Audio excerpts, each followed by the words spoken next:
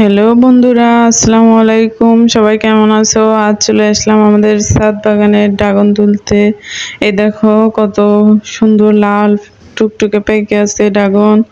এখানেও আছে, মানে প্রায় কয়েকদিন বৃষ্টির কারণে ছাদে যেতে পারিনি। আজ হঠাৎ এসে দেখি যে সবগুলো ড্রাগন কি সুন্দর পেকে পেকে আছে।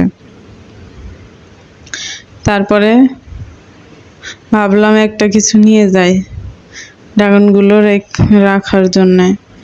এই দেখো, এটাও কি সুন্দর পেকে আছে। তো এর ভিতরে আবার দেখতেছি পিঁপড়ে ধরছে, মানে ড্রাগন পেকে ফেটে পিঁপড়ে হয়েছে ভিতরে। এখানে গাছের গোড়ায় একটা ড্রাগন পেকে আছে, এইদিকে আরো অনেক ড্রাগন আছে। দেখো ওই যে ওখানে একটা, আর এদিকে আরো অনেক কুলি হয়েছে। এখন আমি গাছের গোড়ায় যেটা আছে ওটা তুলবো। এই দেখো, এটা আমি তুলতেছি।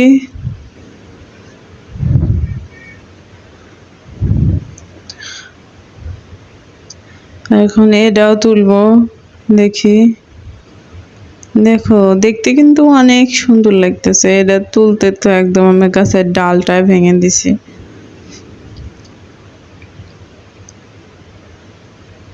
এই তো সফল হলাম অবশেষে।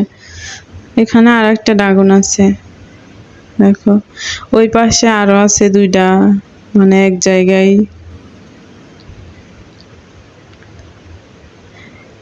এটা এখন আমি এই পাশে আনবো হাত দিয়ে। অনেক কাটা তো, একটু ভয় লাগে। জানছি একে কেমন এই দুইটাও তুলবো। এই দেখো কত সুন্দর।